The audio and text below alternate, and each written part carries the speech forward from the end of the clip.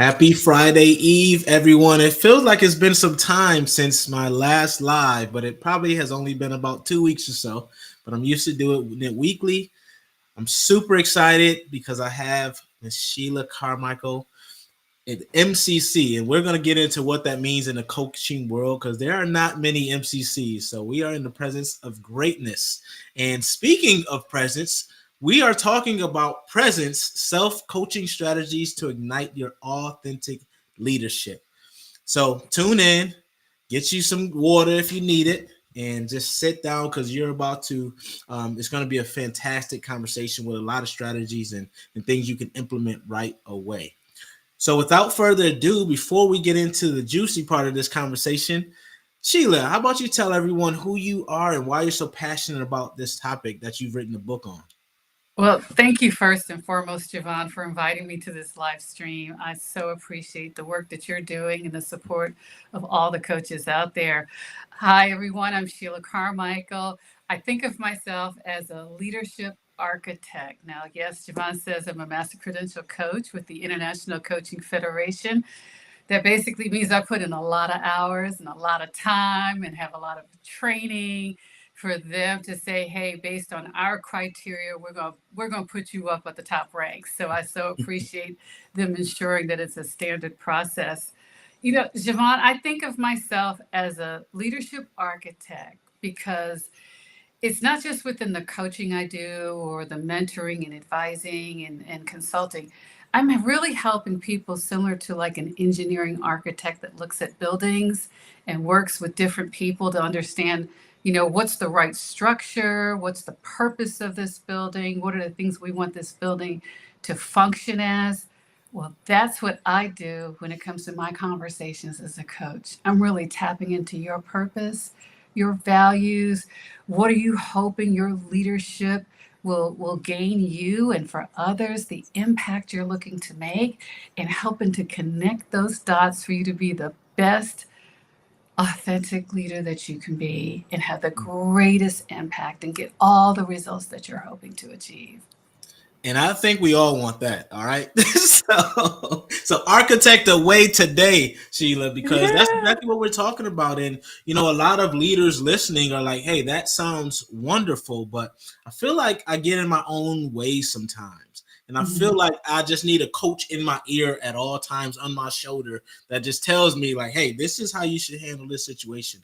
So, can you just jump right in and give us some like self coaching strategies to help with authentically leading? Yeah, that is exactly why I called the book the Self Coaching Strategies Guide, so to speak, because in each chapter, I mean, I'll just reference the first one, just moving from confusion to flow. What does that mean? And I really wish I could be with you 24 hours a day to be that voice in your ear to tell you, hey, here's a question for you to hold on to, or here's something to think about. But what this does is gives you, for example, on page 14, here's a practicing reflection activity.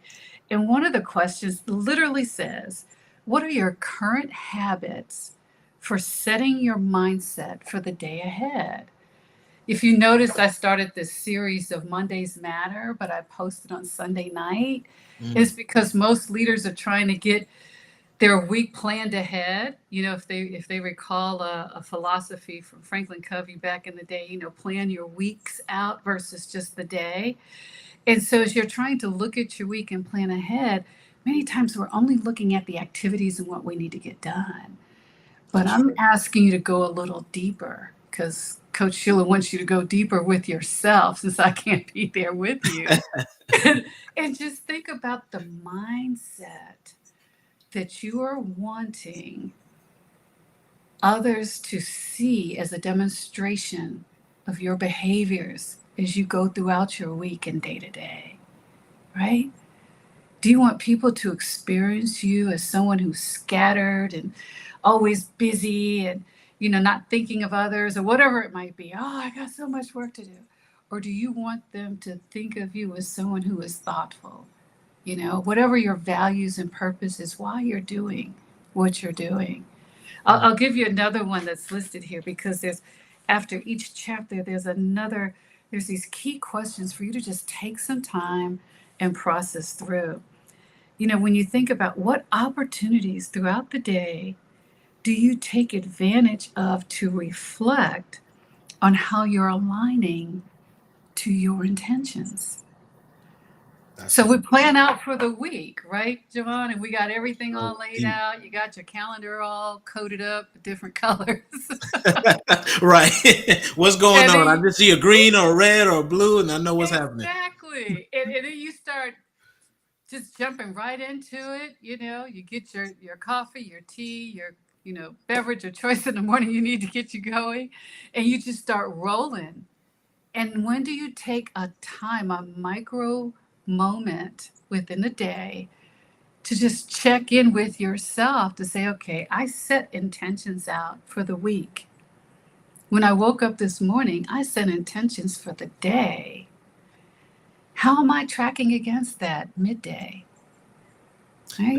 That's a good one. I mean, tracking midday, because you're right. We set an intention, and then when's the next time we check in? It's like, Mm-hmm. oh yeah, we did that. Did we do it or did we not? How far away are we? So that's a great point. So regarding that, how do we check in to see if we're in track with that intention? And then when would you recommend that we do so? I love that question. The how, one of my top five strengths in Gallup is individualization. And that's because I think we all have our own unique success formula, so to speak, Right. each different. We may have some similar practices, but the way in which we apply those practices will be different. For some people, it may be they put reminders on this fabulous technology, right? They have an alert that goes off. Some of them say, nope, it's on my calendar. I'm kind of working through that, so I manage it through my calendars. Others set intentional, other uh, strategic interruptions for themselves, you know, to help them to check in, whatever it is that you need. I think everyone is their best subject matter expert. You know yourself a whole lot better than even me as a master credential coach. You're going to know what works for you and you're going to know what doesn't. You're going to know how you've used things and scored and how you've done things and said, ooh, that didn't work out so good.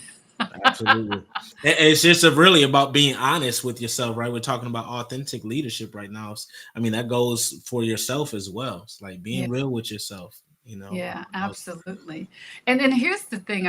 I'm so glad you mentioned that because sometimes we look at that word authentic and we think it means you can just go rogue and not have any consideration for others, Mm, or that you don't have to worry about how what you say and what you do lands with others. That's not the authenticity I'm talking about.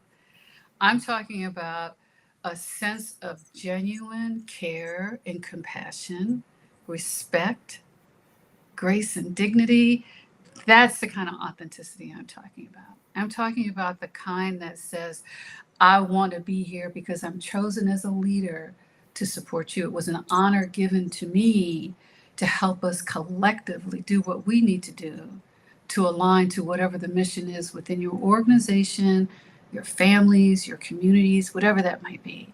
But not for you to just, oh, it's the way I naturally feel. That's not the kind of yeah, authenticity. yeah. That's and I think that when the term leadership is used, it's used loosely.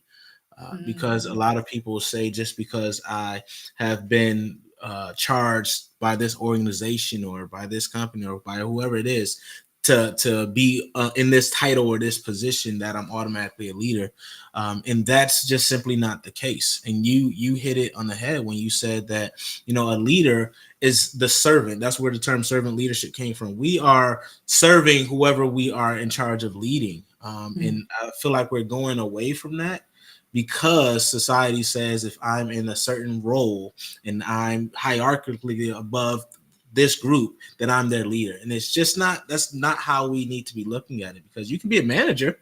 You might be managing them because you're focused on the processes and outcomes, but the leader is focused on the people and making sure that they are serving them in the best way so those people can be serving in, as their best selves. Absolutely. That makes me also want to add to it, if you don't mind. I'd love Absolutely. to add to that. You know, the role of a leader isn't attached to a title. Right.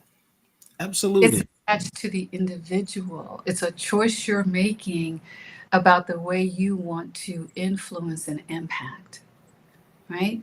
So you can manage processes and workflows, but when it comes to interacting with people, you are hoping you can garner their support to follow, to go along, to get innovative, to get creative, to offer up ideas, to even challenge yours, because you want that engagement as a leader. You want to influence others to activate their strengths and their talents so that we're doing this for a greater good.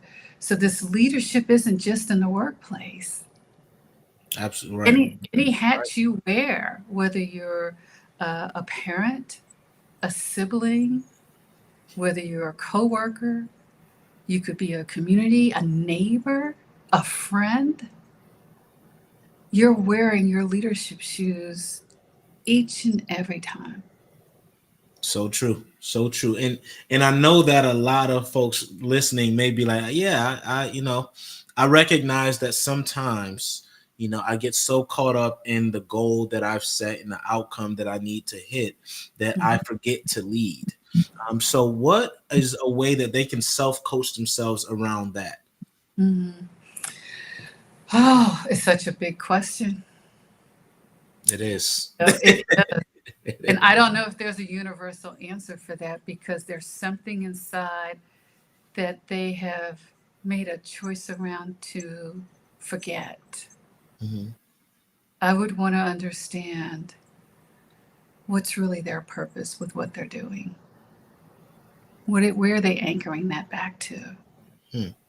What's causing it? Because, we are human. We get caught up and we let the external environment kind of dictate our choices of how to behave.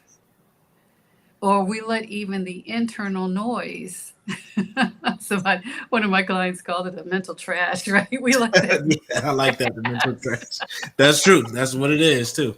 just kind of get in the way. So if we can make ourselves aware, even if it's after the fact, you've now raised your awareness so that you can then make a next new or different or same conscious choice. So let's raise the awareness of what it is that's getting in the way of you doing what you truly want to do, so that then you're making a more conscious choice around that. That would be my kind of universal tip, but it's Mhm. you're going to have to play that to what's going on in your unique situation. I would venture to say, I remember once upon a time there were children in my household, and there was a teenager, and she loved to go to quinceañeras parties and everything, and she could always remember the date, the time, and everything else. Oh wow! I wish I had that type of memory. Now, when it came to homework assignments, somehow Suddenly, she can't remember anything, huh? selective amnesia would kick in, right? But she was choosing what she wanted to remember. Now, I know that's a teenager, but guess what? Adults do the same thing. Oh yeah, no question, no We question. choose what we want to remember. We'll make a conscious effort for the things that mean the most important for us. So, as a coach, I would want to know, how important is this that you need, that you're allowing something to hijack your boundary? What's Mm. really getting in the way? That and yeah, you're right. It's a really it takes introspection to answer those types of questions. And what Yes. I've known to be true is a lot of people are fine with reflecting, but when they gotta personalize it and point that finger with the introspection, it's a whole different ball game. So what Oh, are some questions, like say we're starting out here and we're like, I recognize I'm aware. Um, mhm. I'm aware, but there's something that is blocking me. How is there a way for them to, once they acknowledge what's going on, to go ahead and take that next step to Mm. start working on resolving that? Yeah, that is such a great lead into In the book, I define what I call your 3D authentic presence formula. Now, it's a process. It's like a cycle. All right, But hold you on, get y'all. Get ready, right? get Get your ready, get notepad. some paper and pen, we got because we got a formula you're coming through, the, so the you know it's secret gonna be sauce good. here. So it takes you to first center yourself. Just pause. Take a deep breath. If you need to do 5 Mississippis or two or whatever it is, just really clear the space for yourself. And I would challenge that you could probably do this in about 90 seconds. Hmm. Because research shows that the 90-second pause of reflection can just do so much for the way you're processing your thoughts and what your actions will be. So if you could just pause for just 1 or 2 seconds to just ask yourself these 3 questions, but don't dwell on them. Hmm. Just give them about 30 seconds each. So the first one is define. The 3D is starts with the first D. Define the realities that are happening externally. Now the tough part is trying to do that without placing evaluation or judgment. Just what are the facts? Right? Just what are the facts? Define the external realities. The second step is to now discover your internal realities. Now, again, don't over criticize, don't judge, don't evaluate. Just what is it that you're thinking? What is it that you're feeling? What are your spidey senses trying to tell you, right? Because those are a dashboard of who we are. They're the operating system inside. And then now that you have these two, you can then move to deciding a conscious action as a result. Many times, Jevon, what we do is here's what's going on and here's what I'm going to do. We forget Yep. the piece all in the middle. Yep. We forget all True. about that. And then we wonder, why do I keep falling into the situation? So we didn't take the time to process that. I would love to give you an example of like how that would play out just Yeah, very quickly. please, Let's please. say Examples you're are always good. in a meeting, right? You're in a meeting and you've got some things, and I know people are doing these meetings virtually, and some are getting back into the office, or maybe you're just meeting up with some family or friends, whatever it might be. You're having a conversation, or even a text comes through, whatever it might be. This something is happening, a stimulus happened. So we're going to use an easy one, like a meeting. You're sitting in the meeting, and there's no agenda. Things are chaotic. You're feeling some kind of way. You're ready to like go, ah, right? Okay, there's a trigger. Calm, set, recenter, and ask yourself, what's actually going on here? What's the reality? Well, you picked up on a few. There isn't a clear agenda. There isn't clear process flow. Maybe people are attaching to some things that they knew to be successful in the past, right, wrong, or different. You're just kind of quickly running through what are some external things that are going on, right? Hmm. People are over talking with each other, whatever it might be. Now go to the next one. Just do it quickly. Don't spend a lot of time and don't make a whole laundry list. Then go to the next D. What am I discovering about myself? What are my internal realities? I don't like chaos. It causes me frustration. It adds to my own confusion. It doesn't help me with understanding how to attach to things. It just makes me uncertain. Whatever it might be, then quickly put a 30-second timer on it. And then now look at that and say, okay, so what's my choices? What choice can I make based on what's in front of me, the realities on the outside, and what I'm stirring on the inside? What conscious choice do I want to make? And I would add the extra that's going to align to the presence and the behavior you want others to experience. Mm. Not what they expect, but your chosen, God given values that were designed for you. Your purpose. And if your purpose is to be rude and obnoxious and all of that, okay, we need to probably have a separate kind of Yeah, conversation that's a around different that. conversation, right? But Right. if your purpose is that I'm here as a team member, and there may be some opportunities to get even just 10% of something I can take away, or maybe to educate on something, then make a choice of how you want to show up for that. Don't let the external chaos or the internal noise dictate your chosen behavior. And that's beautiful for a number of reasons, but for me, that the idea of choice, because oftentimes we feel like we don't have a choice in a Mhm. given situation or circumstance. So Yeah. I feel like that word alone is empowering. Right? The idea that I've checked externally, I've checked internally. What is real about this? What can I do? Right? Yeah. What choice do I have? And when you go through that checklist in 90 seconds, it can literally change everything, right? Change everything that you were going to do from that knee jerk reaction, because that's usually what happens. We have a knee jerk reaction, or we automatically check out. We don't have a reaction at all because we've just zoned out for whatever reason. But I also feel like that allows us to find that root cause, do a root cause analysis real time, and then look at the patterns. Like, all Yeah. right, here, I've noticed that every time we go to a meeting and it has no agenda, I'm frustrated.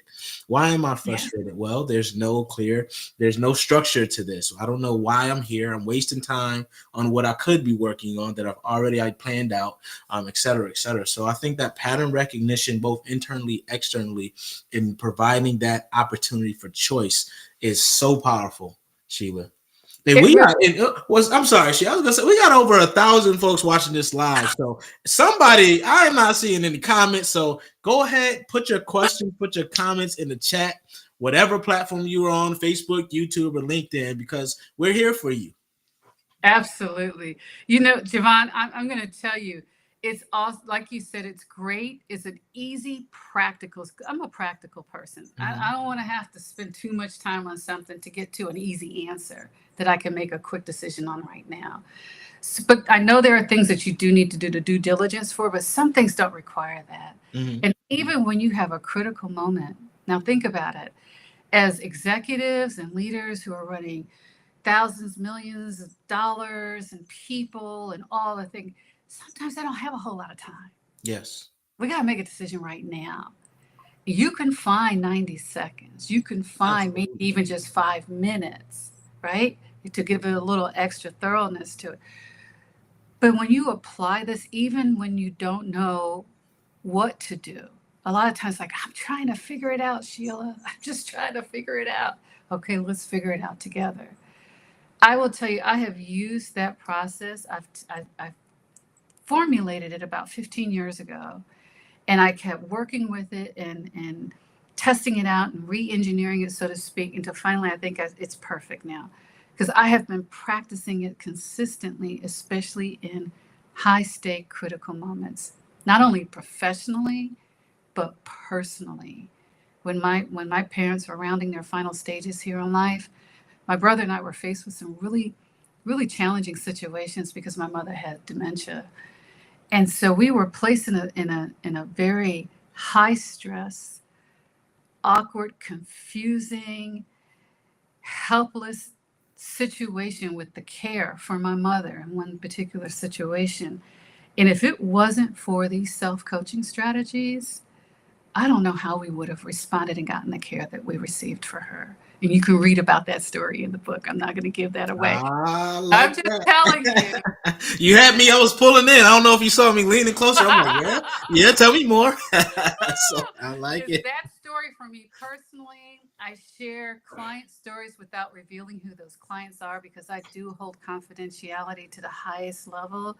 That's where my credentials come from. So I always use kind of a different name, a Chris or a Right. Pat. You don't know, male, female, who it is. I've coached so many people, and these were common examples. So I just used that as here's a common example of these situations. So if you read the book, and you're thinking, wow, Coach Sheila, I remember she coached me way back once upon a time. That's not you. It's a collection of others that had similar situations. Hey, if the shoe fits, wear it though. Right? It's an avatar. If the shoe fits, wear it. Apply. So thank you for starting to share that story about what you've gone through with your mother and dementia, and that's tough. And It is. you can use Thank that this process in so many different situations, but that is at the highest level, right? Someone you. near and Yes. dear to you, who you're like, I don't know how many more days that I have with this person, and they're not the same person you knew. So I can only No. imagine the stress that you were going through. Thank you so much. You're right. It is a disease. It's not the person. Right. And the Right. commercials you see are absolutely accurate. Absolutely. Absolutely. So where can we find the book, Sheila? There's two areas in where you can find it. Of course, you can go to my website. There's a link at the top menu that says for the book. You can also go to Amazon. You can purchase the book there. If you're looking to purchase bulk orders for your teams and your organizations, just reach out to me personally because there are some extended discounts for bulk orders. So I'd love to help you, help your teams and your leaders to just grab this piece of content and really start coaching because they can Absolutely. be What's the with. website? What's your website to go to? Yes, it is SheilaCarmichael.com. Awesome. Perfect. Nice and easy. Well, you've heard it here. You can grab a copy of Presence Self-Coaching Strategies to Ignite Your Authentic Leadership. Sheila, thank you so much for sharing so much of your wisdom with us today. How can everyone connect with you? And feel free to leave some parting words for the listeners and viewers. No, thank you so much. Well, I'm a big fan of LinkedIn. I've been on LinkedIn when it was in beta stage. It was my talent management system before we had systems. So I say, let's connect there. Let's get to know each other. Let's lift each other up. Presence is really an inside job. It starts with you. It starts with you bringing a higher awareness to the things that align to what's most important for you and your values, your purpose, your mission, what you've been charged to do, what you feel your calling is to do. So when you anchor to that and you take the time that you give so much to others and activities back for yourself, that's your own oxygen mask, you will show up with your most authentic leadership presence. Hmm. Well, thank you so much for this. Thank you for those final words. I think that, we just need to check in with ourselves from time to time to see what space we are in. I love that method you mentioned. Look at the external realities, look internally to see what's going on, then find your choice. Find your choice. So decide. So thank you so much again, Sheila. Thank you for everyone who has tuned in live. And if you are watching the replay of this, feel free to still comment, share it. We need to get the message out. Help us to continue to share these strategies of authenticity, of love, of empathy, of emotional intelligence and care. And until the next time, everyone, keep us